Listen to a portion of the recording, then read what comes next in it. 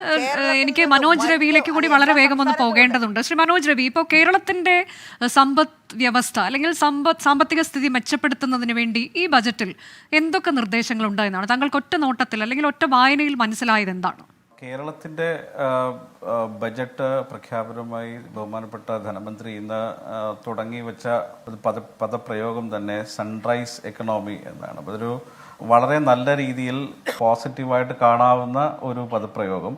അപ്പോൾ അങ്ങനെ ഒരു സൺറൈസ് എക്കണോമിയിലേക്ക് വരണമെങ്കിൽ സാധാരണഗതിയിൽ നമുക്ക് മനസ്സിലാവുന്നത് വരവും ചെലവും വലിയ വ്യത്യാസമില്ലാതെ വരവിനൊപ്പം തന്നെ ചെലവ് നടത്തിയെടുക്കാൻ പറ്റുന്ന രീതിയിലോട്ടുള്ള ഒരു ഇക്കോ സിസ്റ്റം ഡെവലപ്പ് ചെയ്യുന്ന ഒരു സാധ്യത കേരളത്തിൻ്റെ സാമ്പത്തിക സ്ഥിതിയിലേക്ക് വരണം എന്നുള്ളതാണ്. അത് വളരെ പോസിറ്റീവായിട്ട് കാണുകയാണ്. പക്ഷേ നമുക്ക് ഈ ഇപ്പോഴത്തെ ബജറ്റിൽ നമുക്ക് 1,31,000 കോടി രൂപയുടെ റെസീറ്റ്സും 1,61,000 കോടിയുടെ എക്സ്പെൻഡിച്ചറുമുള്ള ഒരു ബജറ്റാണ് അദ്ദേഹം പറഞ്ഞിരിക്കുന്നത്. അപ്പോൾ അതിൽ വളരെ വലിയൊരു അന്തരമുണ്ട്. ആ ഒരു അന്തരം ഒരുപക്ഷെ ഒരു സൺറൈസ് എക്കണോമിയിലേക്ക് എത്തുന്നതിന് കുറച്ച് അധിക സമയം എടുത്തേക്കും എന്നതാണ് എനിക്ക് ഫീൽ ചെയ്യുന്നത്. പ്രധാനമായും നമ്മൾ വരുമാനം കൂടുന്നതിനാവശ്യമായ ഒരുപാട് പദ്ധതികൾ ആവിഷ്കരിക്കുകയും അതിനുള്ള സാഹചര്യങ്ങൾ ഉയർത്തിക്കൊണ്ടുവരികയും ചെയ്തുകൊണ്ട് മാത്രമേ കേരളത്തിൻ്റെ ഇപ്പോഴത്തെ ധനസ്ഥിതി ഉയർത്തിക്കൊണ്ടുവരാൻ പറ്റൂ എന്ന് വിചാരിക്കുന്ന ഒരാളാണ് ഞാൻ. ഇപ്പോൾ ചെലവുകളിൽ അധികമായ ഒരു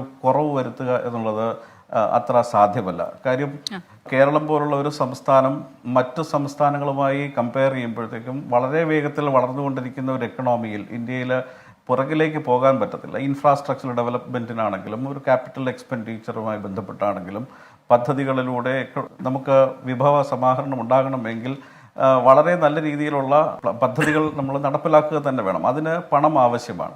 പക്ഷേ വരുമാനം നമ്മുടെ കയ്യിലേക്ക് കിട്ടത്തക്ക രീതിയിലല്ല നമ്മുടെ പണം ചെലവഴിക്കൽ ഇപ്പോൾ നടക്കുന്നത് എന്നുള്ളതാണ് ഏറ്റവും പ്രധാനപ്പെട്ട കാര്യം. കൂടുതലായും നമ്മൾ കടമെടുത്ത് ചെലവാക്കുന്നത് സാമൂഹ്യ സുരക്ഷാ പെൻഷൻ അല്ലെങ്കിൽ അങ്ങനെയുള്ള സാലറി പെൻഷനൊക്കെ കൊടുക്കുന്നതിനുമൊക്കെയാണ്. കൂടുതൽ പ്രൊഡക്റ്റീവായിട്ടുള്ള ഒരു ഇൻകം ജനറേറ്റിംഗ് സോഴ്സിലേക്ക് നമ്മുടെ ബജറ്റിലുള്ള നിർദ്ദേശങ്ങൾ കുറച്ചുകൂടി നല്ല രീതിയിൽ പ്ലാൻ ചെയ്യാമായിരുന്നു എന്നുള്ളതാണ് എനിക്ക് ഫീൽ ചെയ്തത്.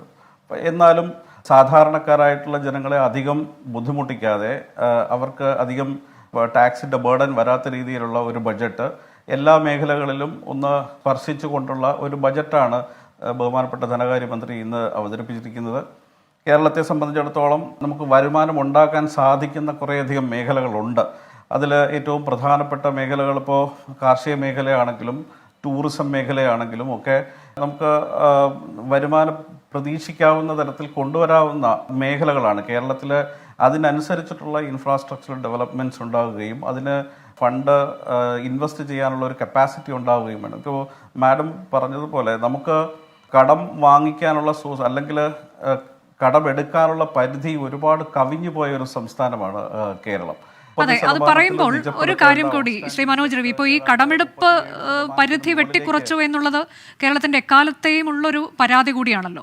ഇപ്പോൾ അതേക്കുറിച്ച് കഴിഞ്ഞ ദിവസം നമുക്കറിയാം സുപ്രീം കോടതിയിൽ കേന്ദ്രം സത്യവാങ്മൂലം നൽകിയിട്ട് റിപ്പോർട്ട് സമർപ്പിച്ചിട്ടുണ്ട്. അതിൽ കടമെടുത്ത് എങ്ങനെയാണ് ഒരു മോശം മാനേജ്മെന്റിലേക്ക് പോയിട്ടുള്ളത് എന്ന കാര്യങ്ങളൊക്കെ വ്യക്തമാക്കുന്നുണ്ട്. അപ്പോൾ യഥാർത്ഥത്തിൽ ഈ കേരളത്തിന്റെ സമ്പദ്ഘടനയെ വളരെ മോശമായി കടമെടുപ്പ് ബാധിച്ചിട്ടുണ്ടോ എന്ന് കൂടിയാണോ താങ്കൾ പറഞ്ഞു വയ്ക്കുന്നത്? കടമെടുത്ത് സമ്പദ്ഘടന വർദ്ധിപ്പിക്കൽ മാത്രമാണ് ഒരു സാധ്യതയെന്നില്ല. പക്ഷെ കടമെടുപ്പ് കേരളത്തെ സംബന്ധിച്ചിടത്തോളം നമ്മൾ എങ്ങനെ വിനിയോഗിക്കുന്നു എന്നുള്ളത് ഒരു പ്രധാനപ്പെട്ട കാര്യമാണ്. കടം വാങ്ങിയാൽ അതിന് പ്രൊഡക്റ്റീവായി നമുക്ക് ഇൻകം ഏർണിംഗ് സോഴ്സുകളും കൂടി ഉണ്ടെങ്കിലാണ് ഒരുപക്ഷെ കടമെടുപ്പിന് കുറച്ചും കൂടി ഒരു സാങ്ക്ടിറ്റി ഉണ്ടാവുക. നമ്മളെ സംബന്ധിച്ചിടത്തോളം നമ്മൾ കൂടുതലായി ഇപ്പോൾ കിഫ്ബി ഒഴിച്ച് മറ്റുള്ള എല്ലാത്തരം ഡെറ്റുകളും നമ്മൾ ക്ഷേമ പ്രവർത്തനങ്ങൾക്ക് സാലറി പെൻഷനൊക്കെ ആയിട്ടാണ് നമ്മൾ ഉപയോഗിക്കുന്നത്. ഇപ്പോൾ കിഫ്ബി യഥാർത്ഥത്തിൽ ഒരു ഓഫ് ബഡ്ജറ്റ് ഐറ്റം വരുന്നത്.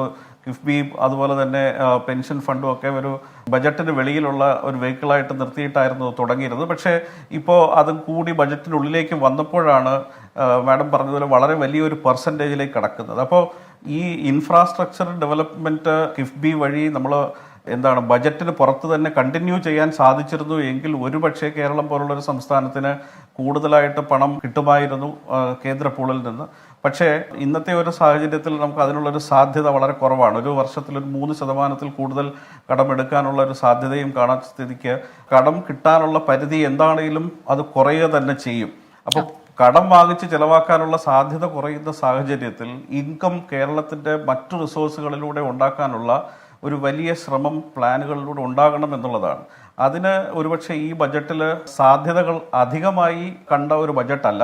പക്ഷേ വ്യവസായ മേഖലയിലും കാർഷിക മേഖലയിലും ഒക്കെ ചെറിയ തോതിലുള്ള ഒരു ഉണർവിനുള്ള ഒരു അലൊക്കേഷൻ ഉണ്ട്. പക്ഷേ സാധ്യതകൾ കൂടുതൽ കൊണ്ടുവരാവുന്ന മേഖലകളെ എക്സ്പ്ലോർ ചെയ്തതായി ഞാൻ ഈ ബജറ്റിൽ കാണുന്നില്ല.